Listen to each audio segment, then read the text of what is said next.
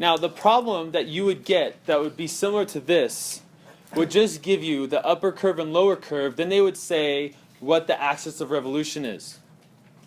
Okay, so it would give you this stuff. It would give you f of x.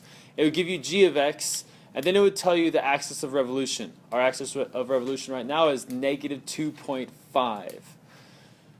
Now, everything that we did before is the same. When we revolve it, we're going to get disks. We're going to get big disks and little disks. The outer disk, the inner disk. I don't know, different explanations say it differently. So what you're going to do here, let's do the outer disk, the big disk. That's going to go from here to here. And this distance right here would give you the radius. And so you have to figure out how to find the radius of the bigger disks. And then take those, do the integral of those, and then you get your answer. Here, let me set it up. The integral, and the integral is going to be, are we going to do functions of x or functions of y? Because our distance is vertical, because our radius is up and down, then we know it's going to be a function of x.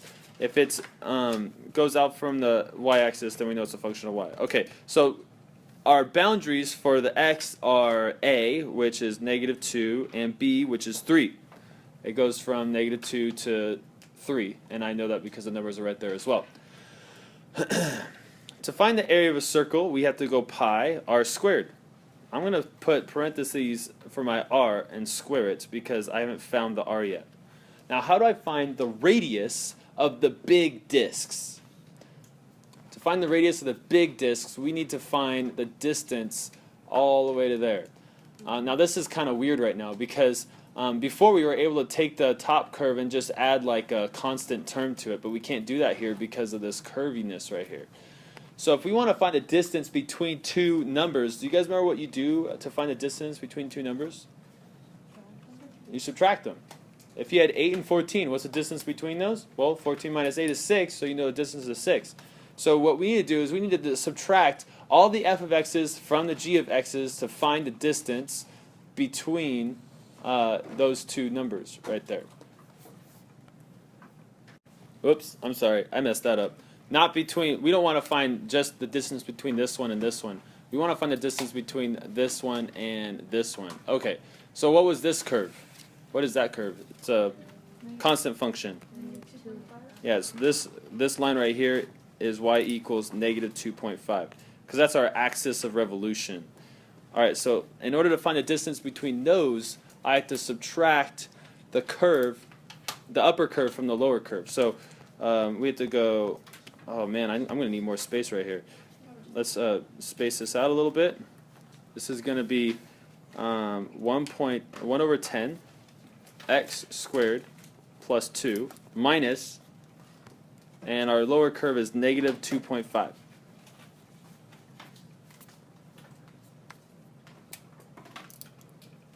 I simplify a little bit. I'm going to take the constant pi out.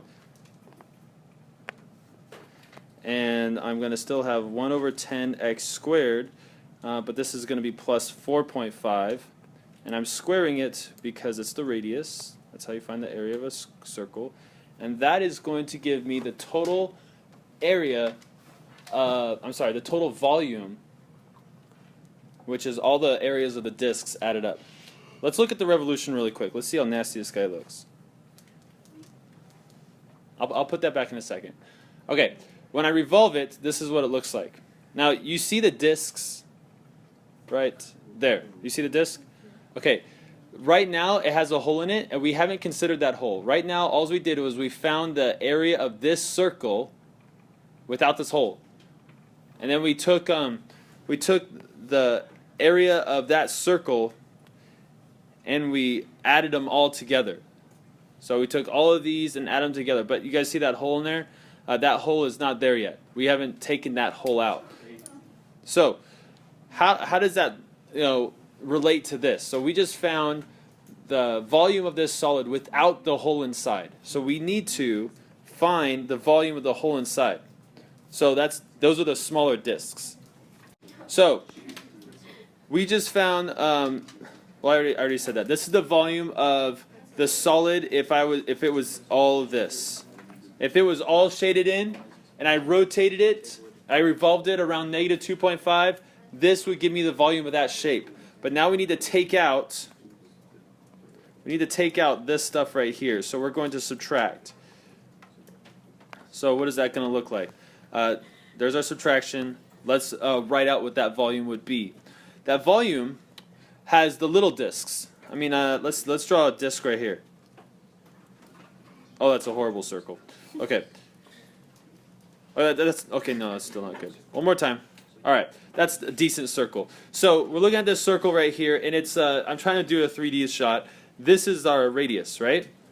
Now, in order to find that radius, we're going to take the numbers from G and subtract negative 2.5. Hey, let's pretend that this number right here is, we'll say it's negative 1. Let's pretend that this is at negative 1 on the y-axis. If I want to find the distance between this point and this point right there, I would just have to go negative 1 minus negative 1 or 2.5, right? Even though they're negatives, it's kind of weird, but I would just add them together and I would get 1.5, which you guys could have told me without having to do the subtraction. But my point is, if we want to find the distance between two numbers, you just have to subtract them.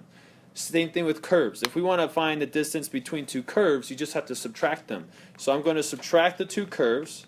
I know it might sound like I'm repeating myself, but you know. All right, so we're going to have two curves. We have the curve, the top curve, which is sine of x minus 1, and I'm going to subtract from that curve the other curve, but it's really a straight line, negative 2.5. Now what does that give me? When I subtract that, what is that giving me? The circle in the middle. It's going to give me all the radiuses right here. The little circle. The little radiuses. Does that make sense? Okay, so if this gives me the radiuses, this right here is the radius. We're going to square that and then multiply it times pi, because that would give me the area of each circle. But now I want to add all those circles together, so I'm going to say from negative 2 to 3, and I got those numbers because I know we're doing x's and we're going from A to B on the x-axis, and so I go from negative 2 to 3. This will give me the volume now of the shape that's formed by this curve and the axis of revolution. So let me move this down a little bit. Actually, no, I can. Oops, I can just keep this right here and move this down. No, okay, I don't want to do that. Oh, I'm wasting time. Here we go. I'm just going to write it now. All right, negative 2, 3. Then we have pi. And then, oh, wait, we could take the pi out. Let's take the pi out. We put the pi out right here. Then we have sine x. And this says minus 1. And then we're going to add 2.5 to that. What is negative 1 plus 2.5? 1.5. And we're squaring that. And we have dx. Now, because of the integral laws, we can simplify this a little bit. We can factor out the pi and put pi out here all by himself. Get ready to plug this into your calculator, please. And then we have the integral, which is from negative 2 to 3.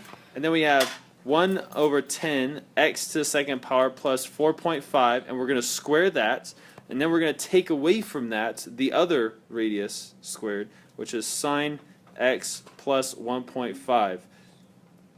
And then this whole thing right here should be in parentheses dx. Plug that into your calculator, see what you get.